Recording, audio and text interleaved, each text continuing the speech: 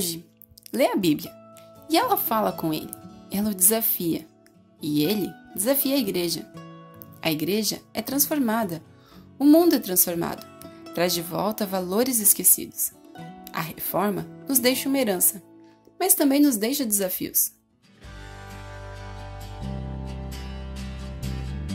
A nova série de mensagens em comemoração aos 500 da Reforma terá como tema Reforma 500 anos, heranças e desafios. Dia 1º de outubro, uma pintura que ensina. Palestra com o professor Martin Weingärtner.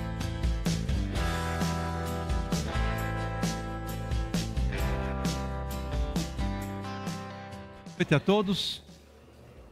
É um prazer eu poder estar com vocês aqui, iniciar essa série de reflexões que eu julgo que seja de grande valor para a caminhada de cada um de nós.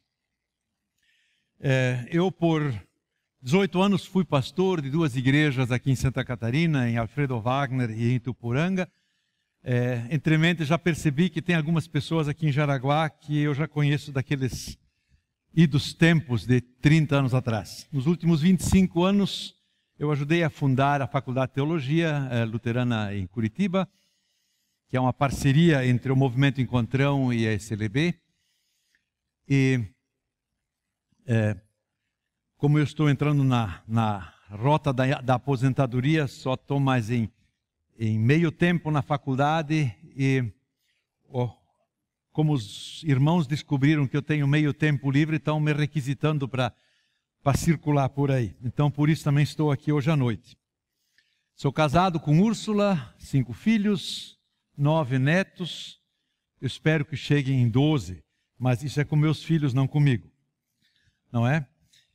Ao lado na minha tarefa como professor da Faculdade de Teologia, eu editei o Orando em Família nos últimos 20 anos. Talvez eu diga um pouquinho sobre o diferencial desse devocionário. Nós temos diversos devocionários muito bons no mercado, mas normalmente os devocionários têm um perfil de trazer um versículo bíblico para o dia e fazer uma reflexão sobre ele.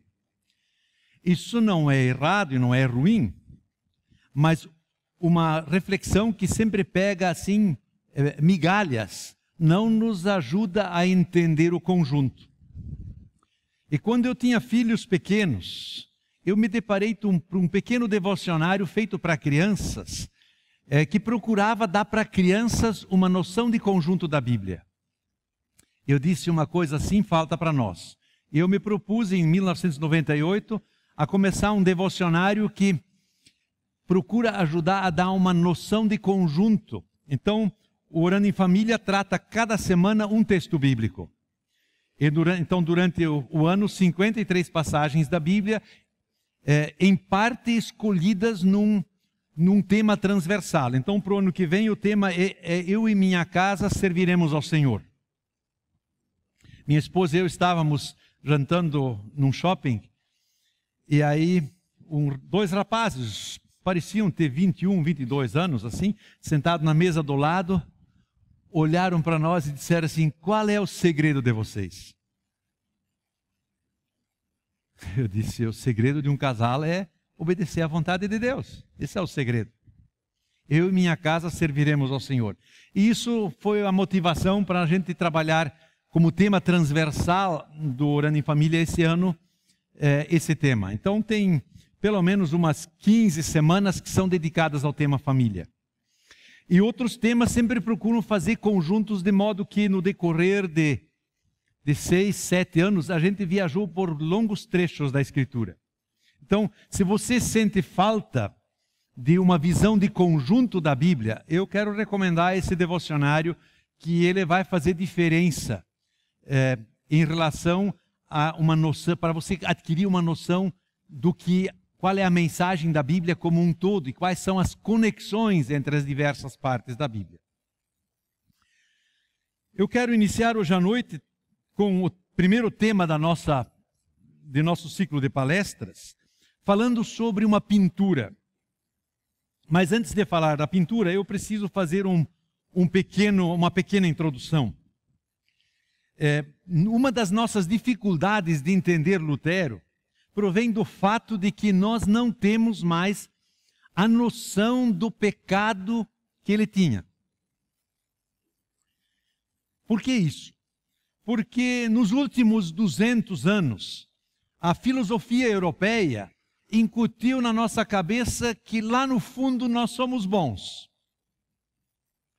E no Brasil acrescenta-se a isso o espiritismo, que também nos propaga pelos diversos meios de que o ser humano lá no fundo é um bom sujeito. Então nós não temos a consciência de culpa que Lutero tinha. Então a primeira coisa que eu preciso fazer, nós precisamos achar algumas trilhas para entender o que atormentava Lutero. E eu acho que a melhor coisa é, imagine que o Detran instale no seu carro uma meia dúzia de câmaras que filme todas as suas ações como motorista, em tempo real, e lá no Detran tem um policial cuidando só do seu carro para flagrar todas as infrações que você comete ao andar. Eu amanhã volto daqui para Curitiba, né? Num trajeto assim. Tem uma placa de 60 na estrada e você passa 70, multa. Na serra tem uma placa, né, de controle de velocidade, toda a serra é 60 por hora. Você passa pelos radares a 60 e depois acelera, multa. Você anda aqui na cidade, entra numa principal, mas vê que não vem ninguém, não para o carro e toca direto, multa. Porque a lei manda que a gente em cada esquina pare, literalmente o carro, a roda não gire mais.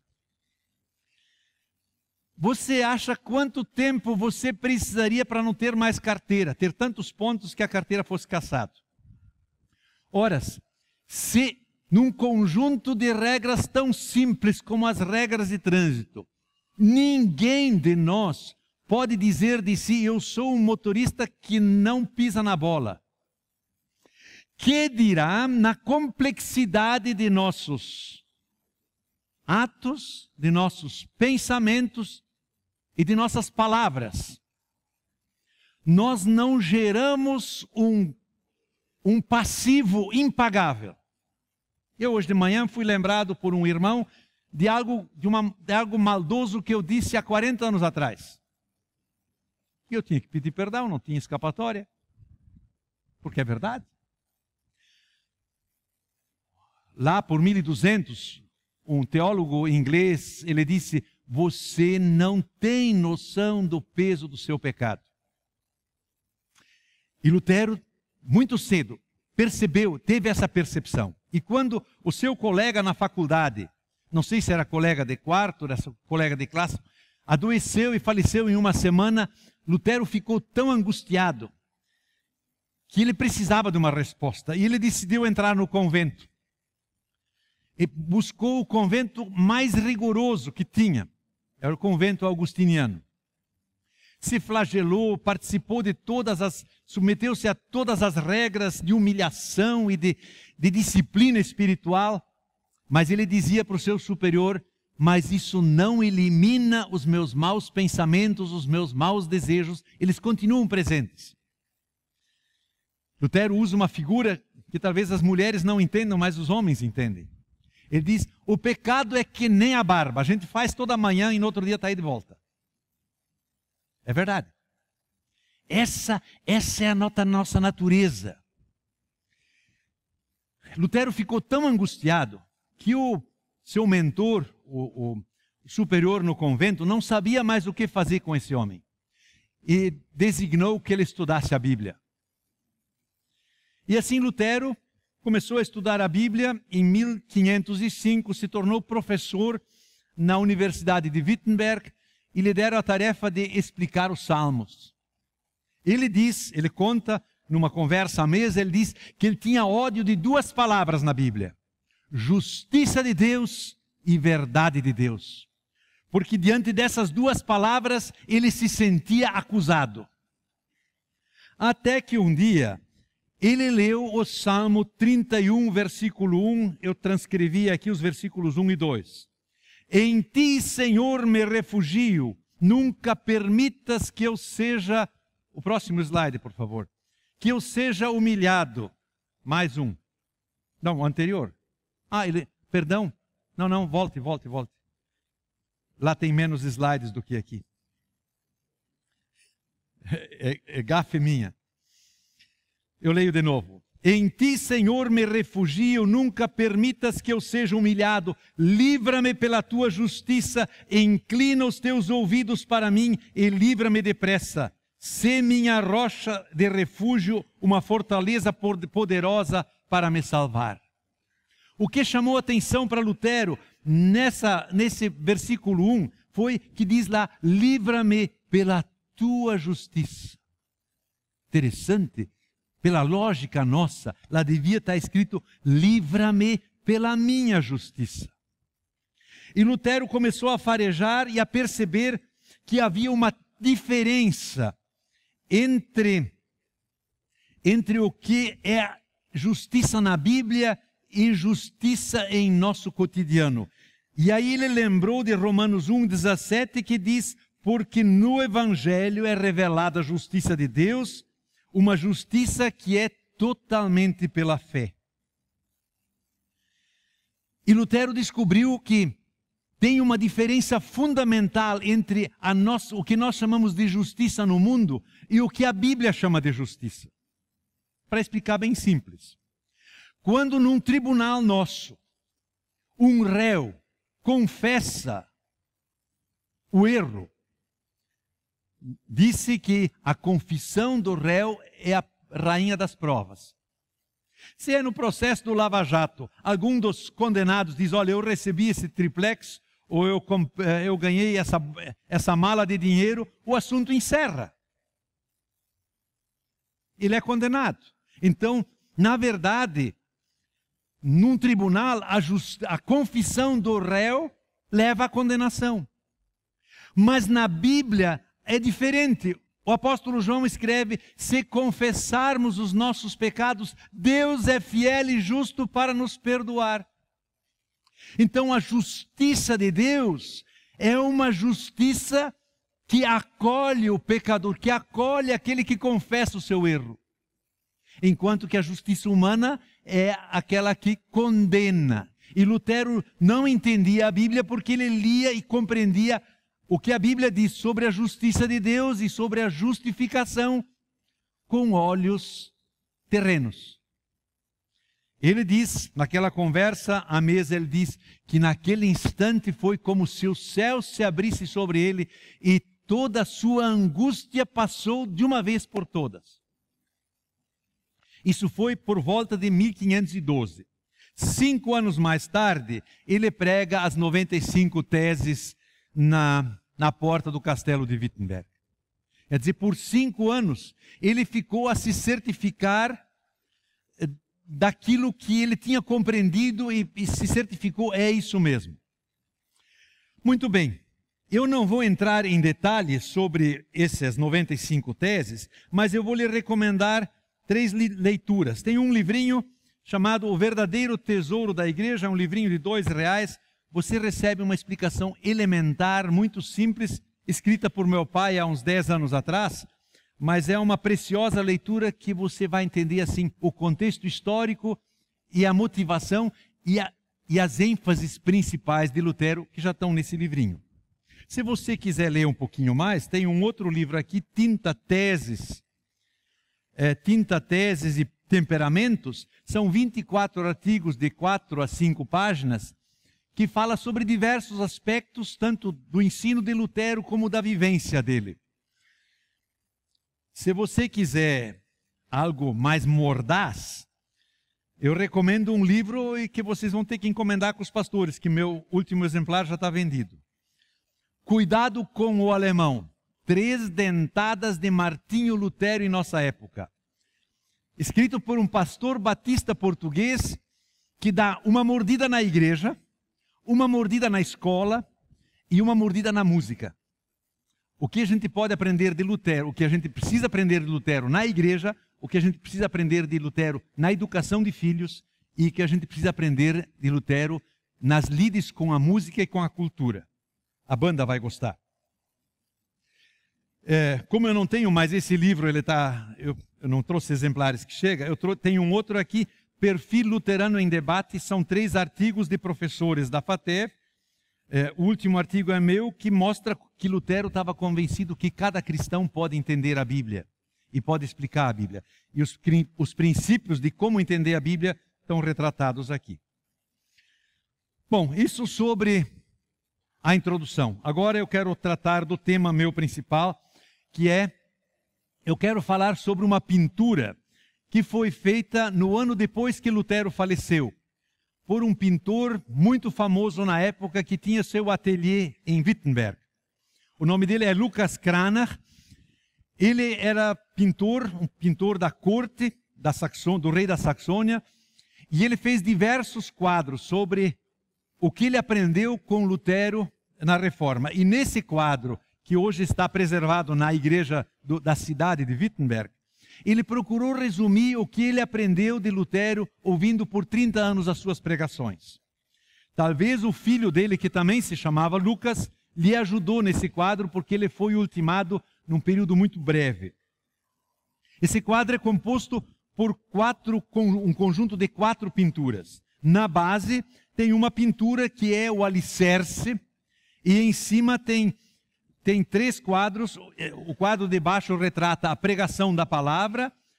Depois, em cima, tem um quadro que retrata o batismo, a Santa Ceia e a confissão de pecados. Eu vou um por um desses quadros. Vamos para o quadro da base. É interessante a gente observar que Cranach retratou no centro desse quadro Jesus Cristo crucificado e ressurreto. Você percebe que no entorno do crucificado não tem nada. A parede, nos fundos lá, sem nenhum enfeite, nada. Por que isso? Porque Cranach aprendeu de Lutero, é somente Jesus. Não é Jesus e Maria, não é Jesus e o sábado, não é Jesus e eu, que é a pior forma de Jesus e. Meu pai uma vez disse que Lutero era ciumento por Jesus Cristo. Creio que é uma boa definição.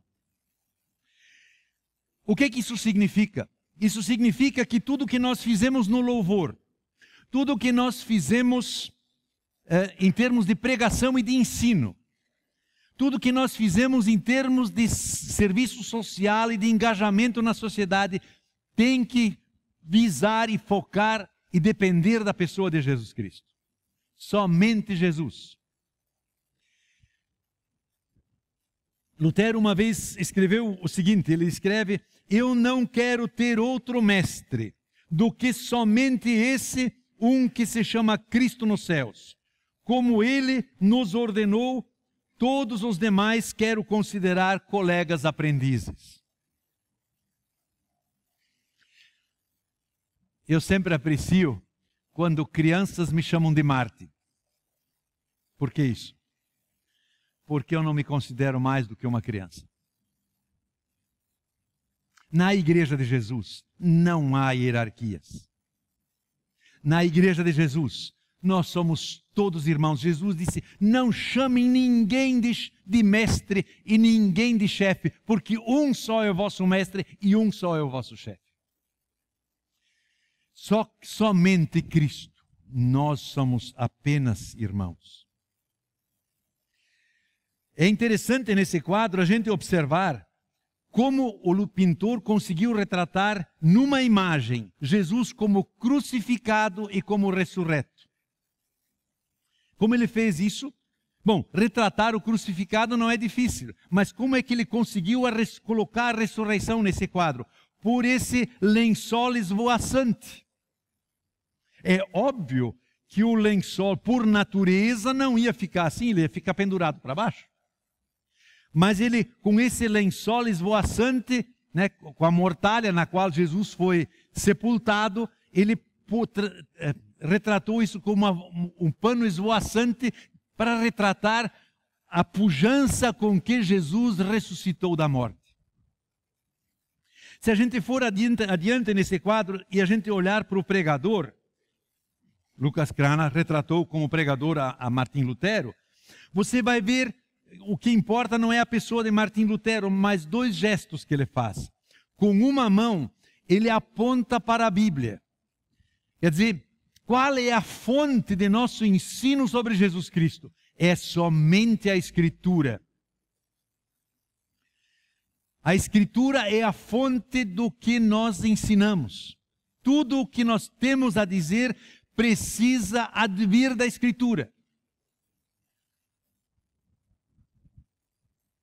E a outra mão de Lutero, com a outra mão, ele aponta com 2 mãos para o Cristo crucificado e ressurreto. Lutero escreve uma vez: eu não quero saber de outro assunto, a não ser que Cristo morreu por mim e que Ele ressuscitou por mim. Essa é a mensagem central das Escrituras. Então, por isso, uma das marcas da Reforma é essa ênfase, somente a Escritura. Para Lutero, isso foi tão importante que ele traduziu a Bíblia para o alemão. Naquele tempo, a Bíblia que circulava era a Bíblia em latim. E somente havia Bíblias nas grandes igrejas e nas universidades. Não é? E Lutero fez uso da invenção da imprensa por Gutenberg e possibilitou o acesso à Bíblia a todo o povo da igreja, com um propósito bem definido: que a igreja tivesse a condição e a capacidade de, pela Escritura, avaliar a pregação que ouvia. Isso não mudou até o dia de hoje. Cada um de vocês que ouve a pregação aqui na igreja, tem o direito, não só tem o dever, de conferir pela sua Escritura se aquilo que está ouvindo realmente confere com o que a Escritura diz. Lutero diz: o que mais importa para Deus é que unicamente a sua santa palavra permaneça na cristandade, sem qualquer emenda ou doutrina humanas. Mas esta palavra não pode permanecer nela, a não ser que se reconheça a Cristo como o único Senhor da obra e que se conceda este nome unicamente a Ele. Como é que nós recebemos, o que nós recebemos por essa palavra anunciada com fidelidade? Nós recebemos o perdão de Cristo, nós recebemos os benefícios de Cristo. Se você ler os evangelhos, você vai ver que, por exemplo, quando trouxeram aquele paralítico para a presença de Jesus, que desceram pelo telhado da casa lá em Nazaré, ou lá em Cafarnaum, desceram aquela pessoa, e a primeira coisa que Jesus disse para aquele homem: perdoados estão os teus pecados. O que Jesus disse para o malfeitor na cruz: hoje estarás comigo no paraíso. O amor de Deus, a justiça de Deus nos é oferecida gratuitamente. Nós somos salvos somente pela graça. Não se pode louvar e exaltar a Deus mais e atribuir e reconhecer-lhe honra do que ao confessarmos que por pura graça e misericórdia Ele nos liberta do pecado, da morte e do inferno, e nos dá o seu amado Filho e presenteia com todos os seus bens. Lutero gostava de usar uma comparação onde ele diz: nós, pobres pecadores, entregamos para Jesus toda a nossa maldade. E Ele toma a nossa maldade sobre sua cruz e nos entrega a sua graça, o seu perdão e a sua bondade e justiça. Essa troca, essa permuta alegre é o centro do Evangelho. E como é que a gente recebe essa oferta graciosa que nos é anunciada pela palavra? Se você olhar no quadro, no outro lado, está a comunidade reunida. Aliás, um parênteses, se você olhar para a roupa da comunidade reunida, você vai ver que a roupa da comunidade quase não difere da roupa do pregador. Por que isso?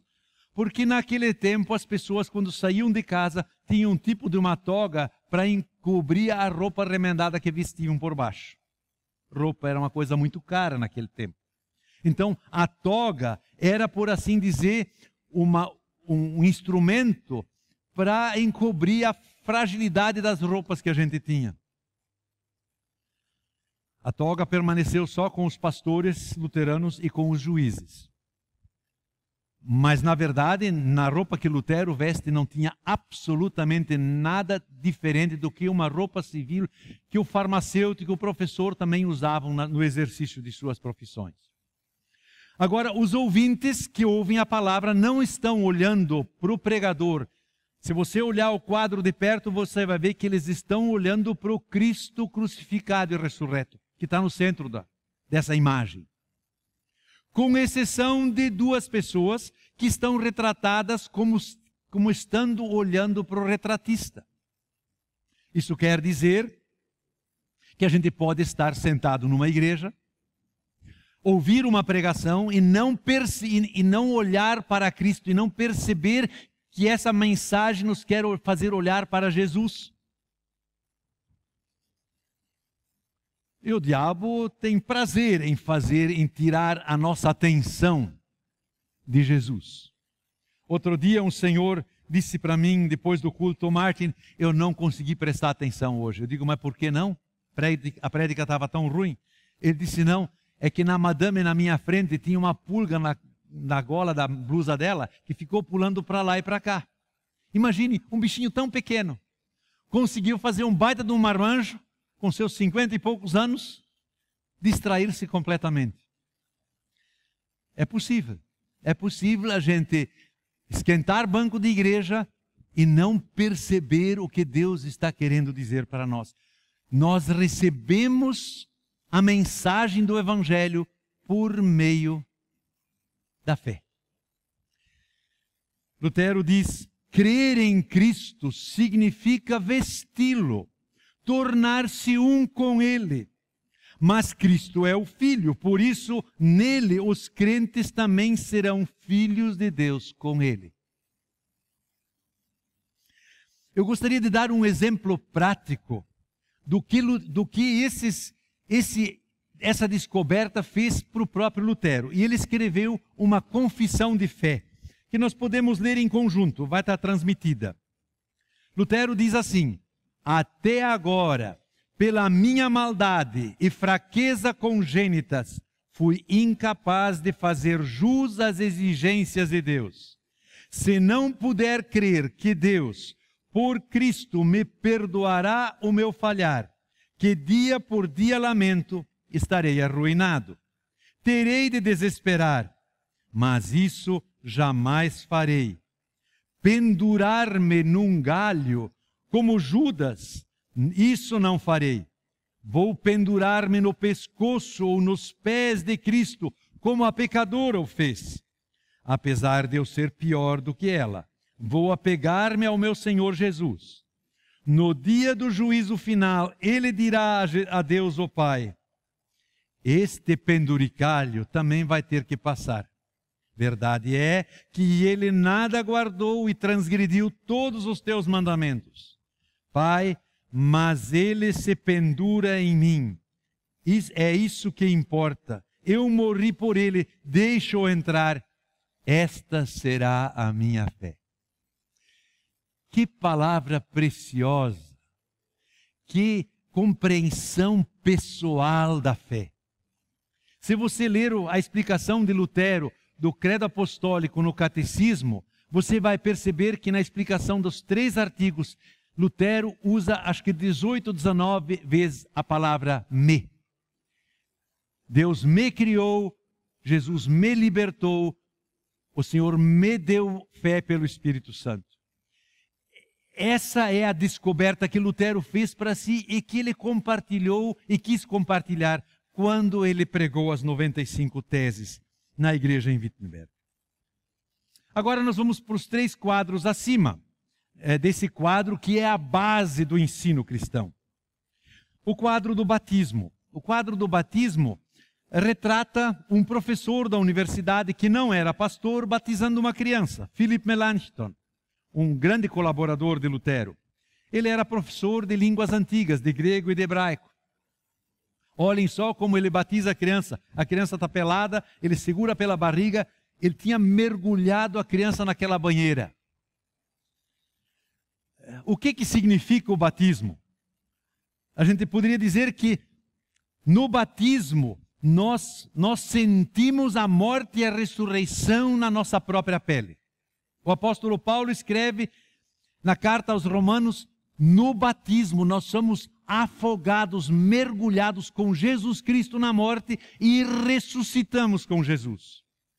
Então, a palavra que nós ouvimos, que entra em nossos ouvidos, que nos atinge pelo ouvido, no batismo nos toca na pele. Lutero diz: que significa esta imersão na água? Significa que o velho homem em nós, a nossa natureza egoísta, por contrição e arrependimentos diários, deve ser afogado e morrer com todos os pecados e maus desejos. E por sua vez, sair e ressurgir diariamente novo homem, que vive em justiça, pureza, diante de Deus eternamente. Nesse quadro, o pintor consegue retratar isso muito bem. Ele coloca ao lado do Melanchthon, que batiza a criança, alguém outro segurando uma Bíblia aberta, dizendo que, Lutero também explica isso no Catecismo, ele diz: batismo só é a água com a palavra de Deus. Sem a palavra de Deus, é mero banho. Isso é uma palavra muito forte, porque se nós desconectamos o batismo da palavra de Deus, na verdade é um gesto de juízo. Assim como quando a gente toma a Santa Ceia sem discernir o corpo de Cristo. O apóstolo Paulo diz que a gente pode tomar a Santa Ceia para a sua condenação.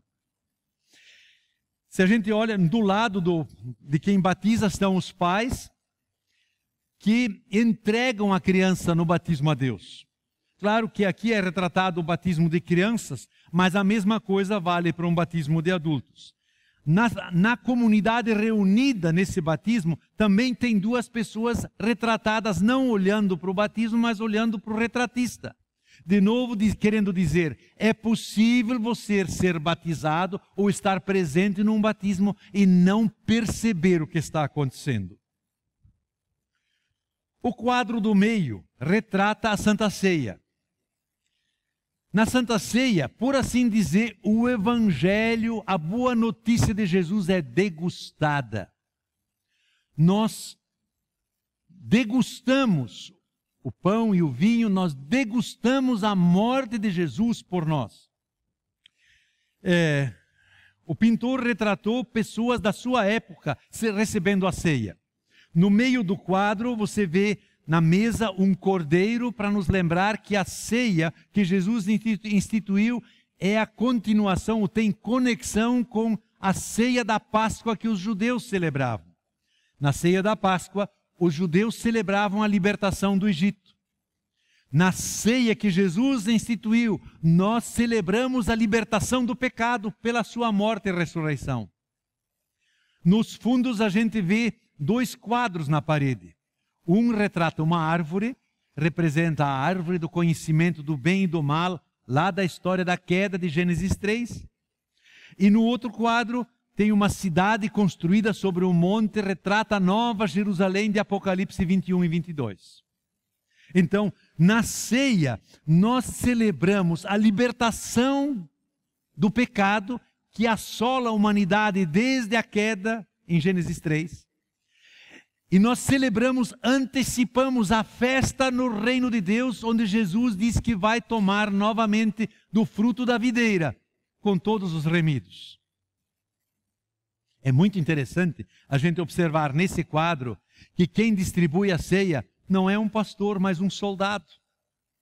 Tem um soldado aqui, né, inclusive com espada e tudo, distribuindo a ceia. O que Lucas Cranach quer dizer com isso?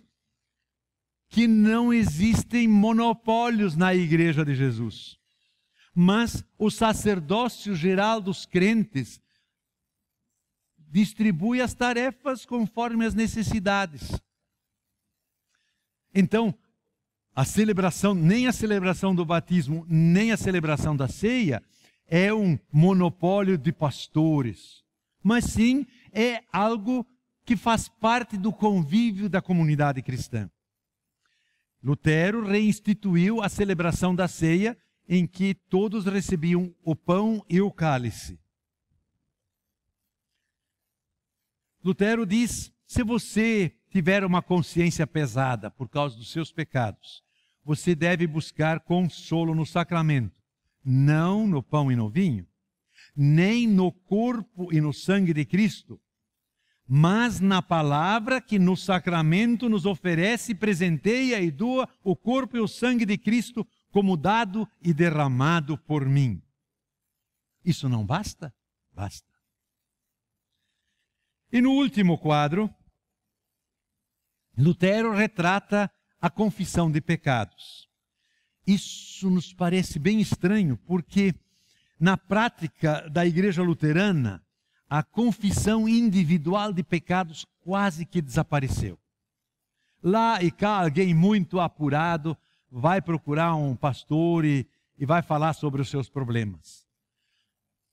Mas para Lutero, e se você olhar no Catecismo Menor, tem uma parte que fala sobre isso.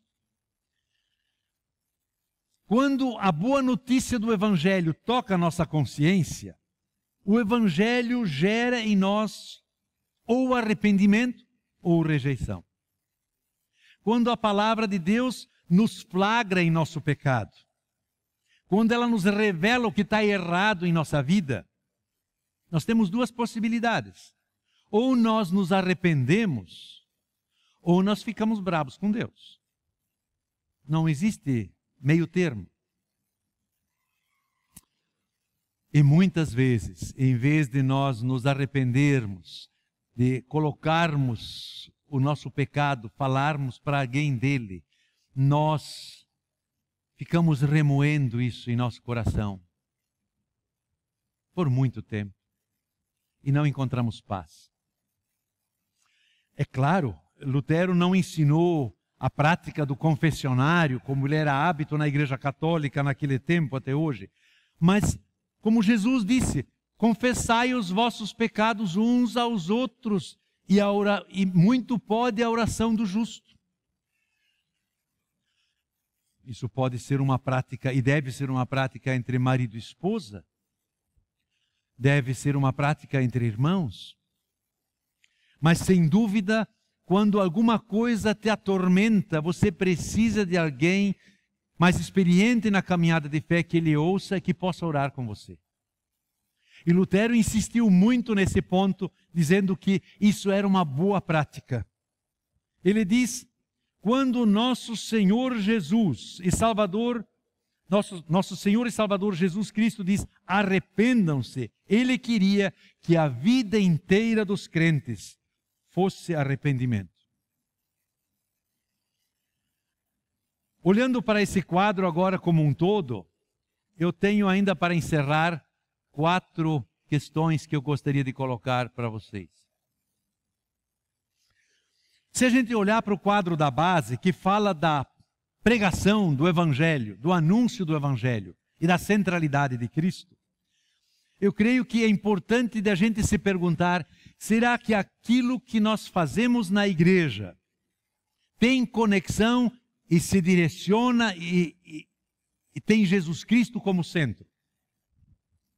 Quando eu vi esse quadro em 1973, eu me comprei uma pequena foto desse quadro e fixei ela na minha escrivaninha.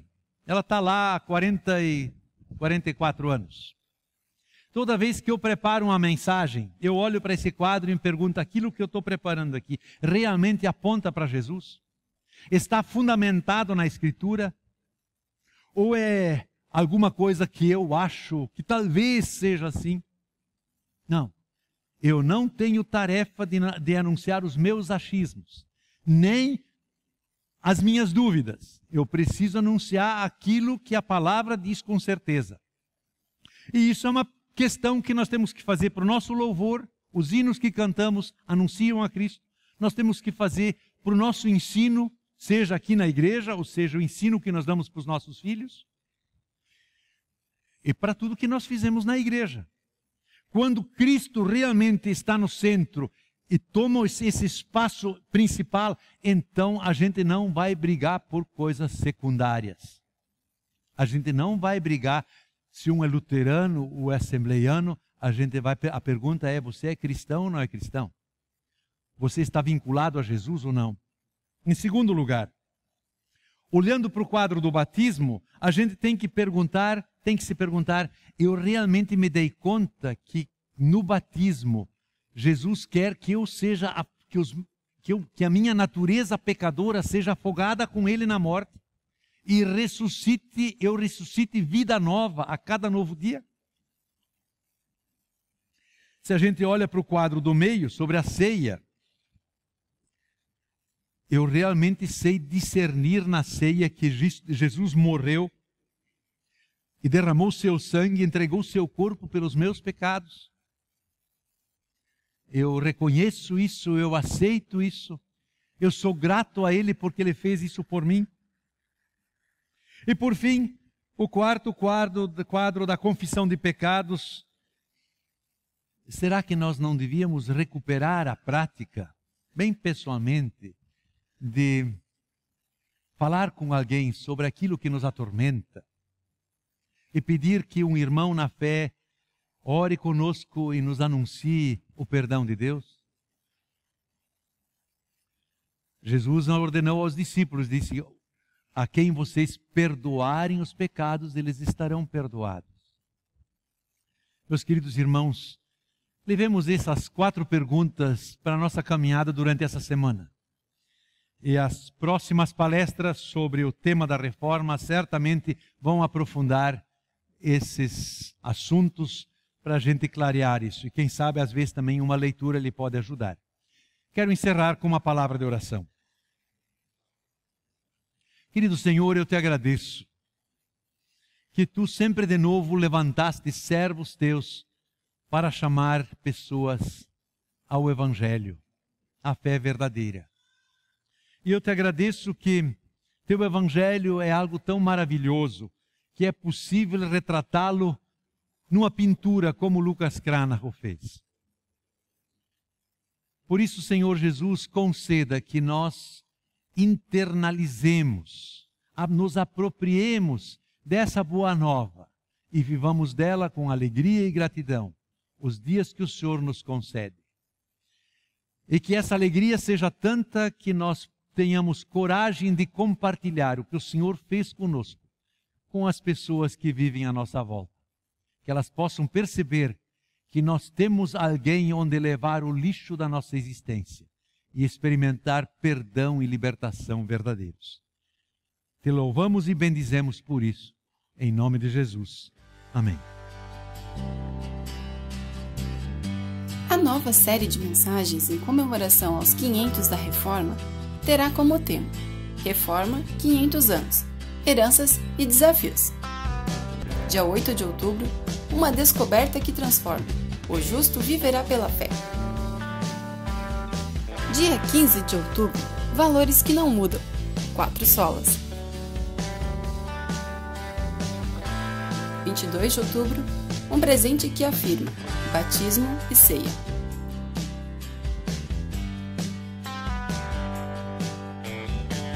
Dia 29 de outubro, um chamado que inclui sacerdócio geral. Dia 5 de novembro, uma obra que segue, outros 500.